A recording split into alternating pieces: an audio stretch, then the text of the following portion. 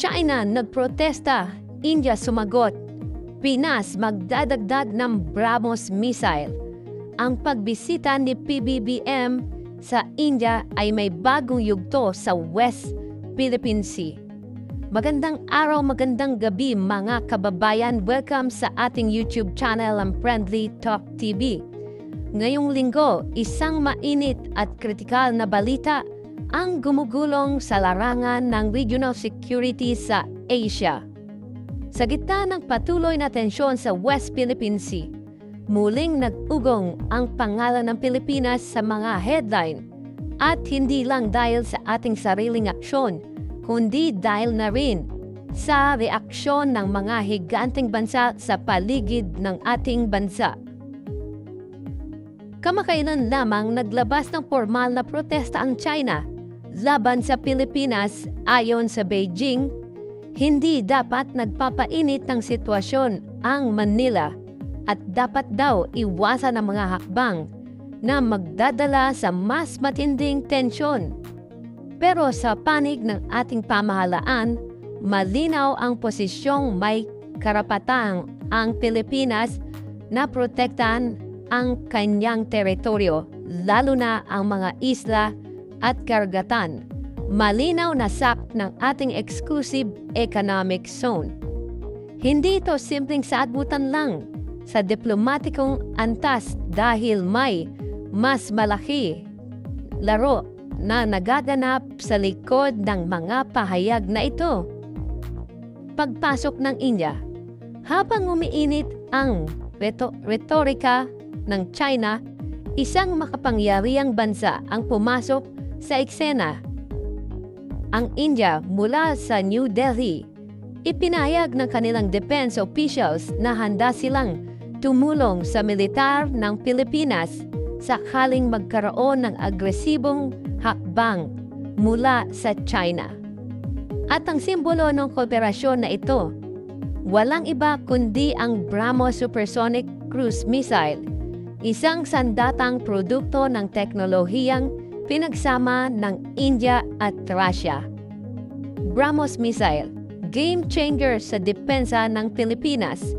Para sa mga hindi pa masyadong pamilyar, ang BrahMos ay tinaguriang isa sa pinakamabilis at pinaka-precise na cruise missile sa buong mundo.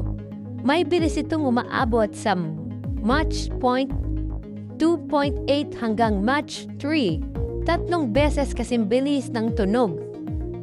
Kayang mahirap nitong salungatin o saluhin o kontrahin ng karaniwang missile defense system. May abot itong higit sa 400 kilometers. Ibig sabihin, kahit mula sa kalupaan o malayong barko, kayang tamaan ang target bago pa ito makalapit. Noong nakarang taon, tinanggap na ng ating Philippine Navy ang unang batch ng BrahMos missile. At ngayon, ayon mismo kay Pangulong Ferdinand Bongbong Marcos Jr., madaragdagan pa ang ating inventaryo. Ito'y matapos ang kanyang opisyal na pagbisita sa India, kung saan tinalakay ang mas malalim pang defense cooperation sa pagitan ng dalawang bansa. Strategic implication. Bakit mahalaga ito? Sa bawat karagatan BrahMos missile, kumataas ang tinatawag na deterrence capability ng Pinas o ng Pilipinas. Ibig sabihin, mas mahirap nang basta-basta tayong galawin ng sinumang may masamang balak na bansa. Kung ang China ay sanay na lumapit ang kanilang Coast Guard at militia vessel sa ating mga isla, ang presensya ng ganitong armas ay magsisilbing warning na hindi nila dapat basta isantabi ang ating kakayahan. Hindi bago ang tensyon sa pagitan ng Pilipinas at ng China. Mula pa noong 2012, ang Scarborough Shoal standoff hanggang sa patuloy na panghaharang at panggigipit sa mga ating resupply mission sa Ayungin Shoal. Naging malinaw na ang laban ay hindi lamang sa diplomatikong mesa. Nasa dagat ito at nakasalalay sa lakas ng depensa ng bawat panig. Ngayon, sa tulong ng India, posibleng magkaroon tayo ng mas matibay na depensang teknolohiya. Dagdag pa rito, hindi rin maitatanggi ang mas malapit na ugnayan natin sa United States, Japan, Australia, at sa iba pang bansa.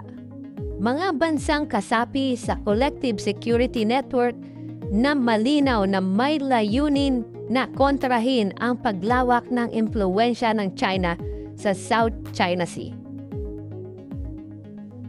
Natural hindi natuwa ang Beijing sa mga kaganapang ito. Sa kabilang pahayag, sinabi nilang wag daw pagpapatangay ang Pilipinas sa foreign interference at dapat daw ay maganap o maghanap tayo ng mapayapang paraan para ayusin ang sigalot. Ngunit para sa marami, tila ironical ang pahayag na ito, lalo na kung isa sa alang-alang na mismong China ang matagal nang naglalagay ng artificial island at military facilities sa mga bahaging malinaw na sakop ng ating EEZ. Kung tuloy-tuloy ang pagtaas ng ating military capability at ang aktibong suporta ng India, posibleng magbago ang power balance sa West Philippine Sea.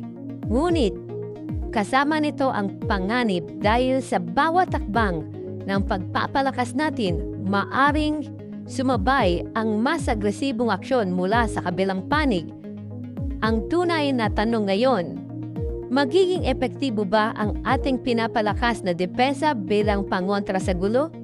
O magtutulak ba ito sa mas mataas na antas ng tensyon sa rehiyon? Isang bagay ang malinaw, ang Pilipinas ay unti-unting lumalabas mula sa anino ng kahinaan. Sa tulong ng mga makabagong armas at mga matatag na alyansa, ipinapakita natin sa mundo na handa tayong ipaglaban ang ating karapatan, hindi lamang sa salita, kundi pati sa gawa.